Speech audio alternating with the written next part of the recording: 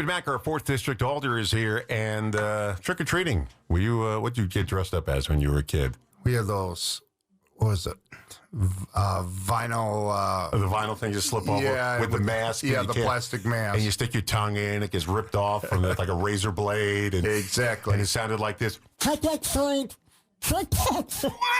Nobody can hear. And your eyes, you couldn't see. First of all, it's dark. It's at night, and you can't see at that little slit where your eyes are supposed. And the little band is the staples coming out, trying to hold your mask on. And the mask is getting all sweaty or whatever. Yeah, the condensation building up on the mask. So. When you're talking, right, it got all wet on the end, and your face is all wet with your own spit. Right. My mother, I got this great costume one year when I was a little kid, Dracula.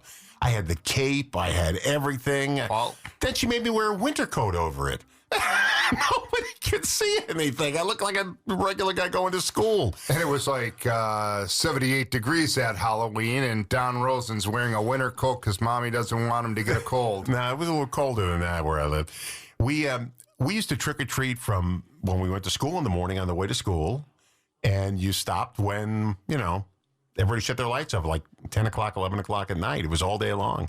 We used to have a big hall, my brother and I, but we had one guy in the neighborhood. He worked for Nabisco, and he used to give out big boxes of Oreos. And you looked in his house when he came to the door, and the living room was stacked with they were all expired. That's how we got them. But who cares? Yeah. They were cookies, they're good. They'll last for 20 years. 20 years, they'll go through the next Armageddon. They don't care. Yeah. When the nuclear war comes, Oreos will still be there. So we used to go back again and again. He didn't know. I mean, there's so many kids in the name, hundreds of kids. We used to go back, hey, get another box of Oreos. Then we had a woman who used to put 2 pennies in our bed. What am I going to do with 2 pennies? So what did Carlos Gambino give you when you went to his Carlo store? Gambino? Yeah, I was showing David Carlo Gambino. Somebody posted an old article when he passed away at the age of, 70? 71, 72. He looked like he was about 90. I thought he was. And he was the head of the New York mob. He was one of the families. Yeah, he was one of the. He was the inspiration for Marlon Brando's character in The Godfather, Carlo Gambino, and he lived about right down the street from Don Rosen. Well, not down the street, about 4 or 5 minutes away. He lived on the other side of town, a small town, Massapequa, and he lived there. That's where he passed away. Well, you lived in Massapequa, right? Massapequa, yeah. Yeah. So did you go to his house?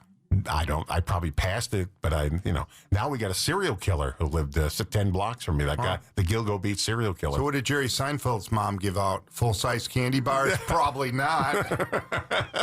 Yeah, he lived about 6 houses from me. Yeah, we went trick-or-treating at his house, too. Everybody went over to everybody's house. But they gave away good candy back then. Now you get the little, not even bite size. I don't know, it's nibble size. Oh, yeah, they keep shrinking. I still remember as a kid getting that full-size Milky Way or Three Musketeer bar. And before we get to I got a thing here, and this I never realized about M&Ms. Did you know, what colors do you think are in the M&Ms? Do you know offhand? Blue, orange, brown, yellow, green, and red. Good for you. I could have sworn tan was in there. No, never. Oh, yeah, it was in there one time. Really? Yeah. It's been 30 years since M&M's got rid of the tan color. I remember tan. They gave the public 3 choices at that time, blue, purple, and pink. Blue obviously won. It's been almost 50 years since orange was introduced to replace red because, remember the red scare? The red dye scare, which turned out to be nothing. My wife got a picture with the orange M&M up at Mall of America. Because orange is her favorite color. But I remember the tan M&M. I could have sworn they were in the package now. I do not remember tan M&Ms. Because it's why would you put a neutral color like beige when the rest of them are nice and that's what they had. Bright. That's what they had. Before we get to the before we get to that, I got to wish my son David L. Maack II a very happy birthday. He was born 31 years ago, so today is his golden birthday. So he just missed the tan M&Ms because that was 30 years ago. I guess he just missed. No, he didn't miss it. No. He made it the first year of his life. There were tan M&Ms. Good for him. Yeah, that's what we fed the newborn kid. Tan M&Ms. Didn't have teeth. They melt in your mouth, not in your hand. I always said was it Eagle Scout? He was an Eagle Scout. Yeah, he is an Eagle Scout. Yeah. I asked you to be the MC. Yeah, I was at his, what do they call it? Induction? Ceremony, yeah. Yeah. It would be Eagle Scout. That was pretty neat. Yeah. So congratulations to your son. Yep. Yeah, so far so good. Proud of him. I am. He's a good kid, works hard, very talented. He's been helping out with the Sixth Street Theater. He was at a play earlier this year. He had to play like 100 characters. Oh. And people that went to see it were like, wow, your son was really good. I mean, to play one character is hard, but, like 200 characters he's playing through the course of the play. I was there to see Misery at the Sixth Street Theater. Misery. That's my middle name. Yeah.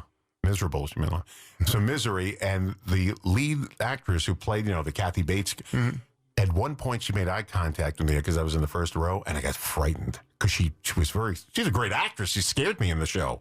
I mean, because the Kathy Bates character was a frightening person.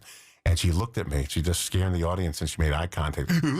Don't look. So at Sixth Street Theater, they do that in the winter time. It's at Snow Dance, where they have like 10 different short plays, and they're all hilarious. And then the audience can vote at the end of the run.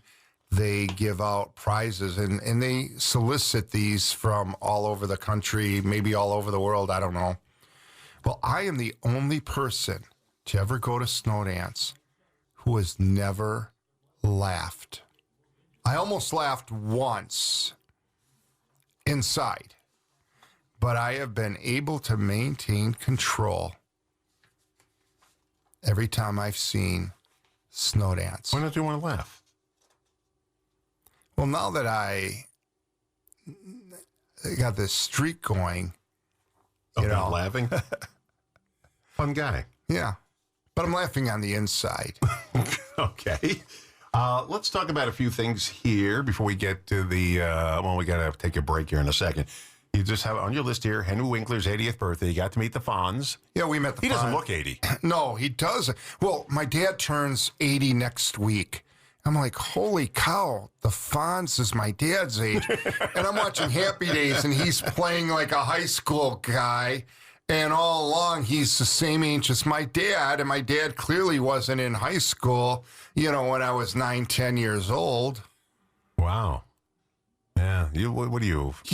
Henry Winkler had to be like 30 years old when he was hanging around Richie and the boys. He did look about 30. Yeah. Well, he was supposed to be older. Yeah, but not that old. I mean, it's kind of creepy that 30-year-old guy's hanging around with a bunch of 16-year-olds. They have teenagers, guys, in their late 20s playing teenagers in the movies, So what are you like? I'm 25. Let me guess here. 72. Yeah, okay. Carlo Gambino. So I take my grandson, number 1, to meet the Fonz. We go to Iola, Wisconsin, at the Iola Auto Show on a whim on a Saturday morning, and it's like one of the hottest days that summer, and it was miserable, and we had to wait in line, and he's whining because, why do I have to meet this guy? He doesn't even know who he is. Well, you know what? I come to find out that 2 days before, him, his dad, grandma, they all watched a Henry Winkler movie. Oh, yeah, he's met a couple of them. Yeah. So then we found out. So Henry Winkler sees Kai, and he's real passionate about reading because he had dyslexia, and he's written some children's books. And he gets down to Kai's level, and he just starts asking him questions like, how old are you? Where do you go to school? It starts encouraging him, to do well.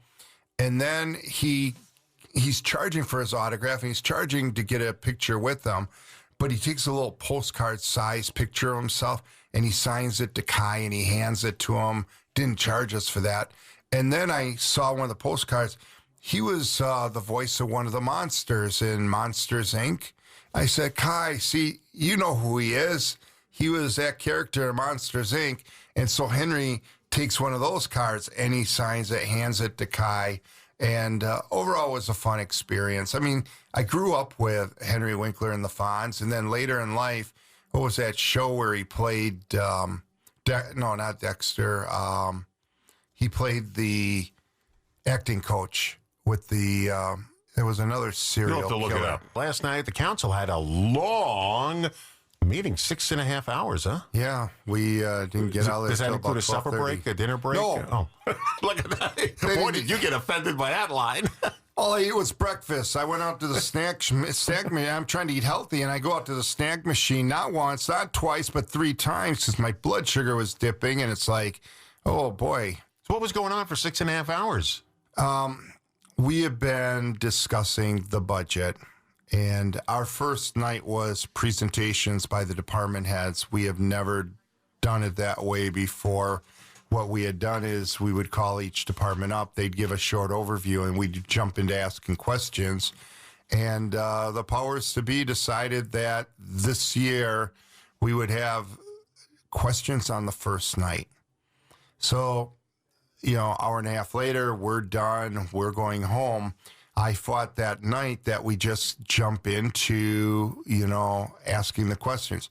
Have the department head come up, give their 5-minute presentation, and then let us start asking questions about their budget and start moving through this methodically. And as a result, the next night, we were there till 11 o'clock at night, and they wanted to jump into doing the ordinances. So the mayors put a whole bunch of ordinances into the budget book. Ordinances are things like making no mow May permanent, creating a municipal or city of Racine ID card. There are some ordinances on illegal dumping, things that really could be handled elsewhere, but not in the budget process, but they're in the budget. So we ran out of time last week to discuss those ordinances. Last night, we had a public hearing on the budget.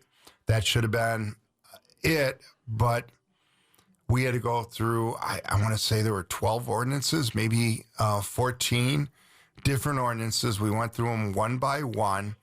But last night, I suggested that these ordinances be sent to the standing committee, the appropriate standing committee.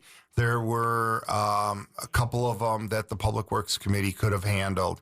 There were several that Public Safety could have handled, a few that Finance could have handled. And this would allow the public to come in, have input, because a lot of these ordinances have an impact on specific groups.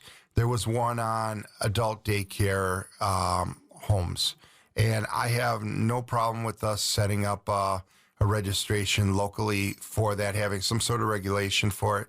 But those adult homes, residential homes, they should be a part of the process. They should be able to have input.